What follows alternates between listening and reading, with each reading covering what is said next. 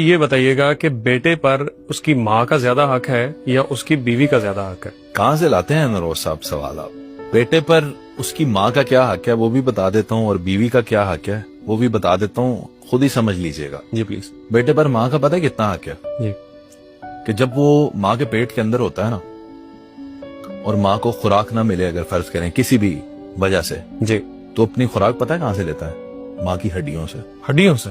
جی، اور ماں کی ہڈیوں کو کھا کے، ماں کے گوشت کو کھا کے وہ بنا ہوتا ہے، تو وہ ماں سے بنا ہے۔ اللہ، یہ آپ نے یاد رکھنا ہے۔ صحیح۔ آپ کبھی دیکھتے نہیں ہیں کہ پریگننٹ خواتین اچھی سے اچھی خوراک کیوں کھاتی ہیں؟ ایسے ساڑھے بچے نو لگے گی، ماں کے ذریعے سے خوراک اس کو مل رہی ہوتی ہے۔ صحیح۔ ماں کا اس پہ کیا حق ہے؟ پھر ماں جب اسے پیدا کرتی ہے،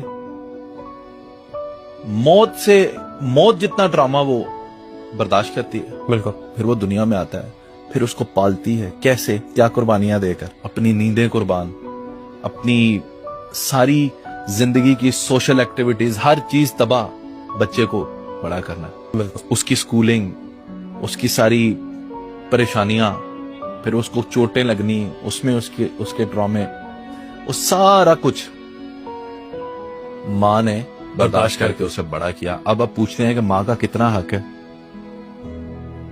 بہت بڑا حق ہے، جو بچہ ساری زندگی ادا نہیں کر سکتا۔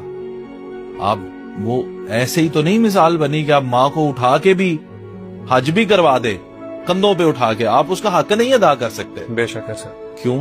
کیونکہ اس نے اپنی ساری زندگی جی ہی آپ کے لیے دی، اب آخری وقت میں آپ کو دیکھ کر جیتی، صحیح۔ اور آپ کہیں گے جی تہاڈا حق ہی کی ہے؟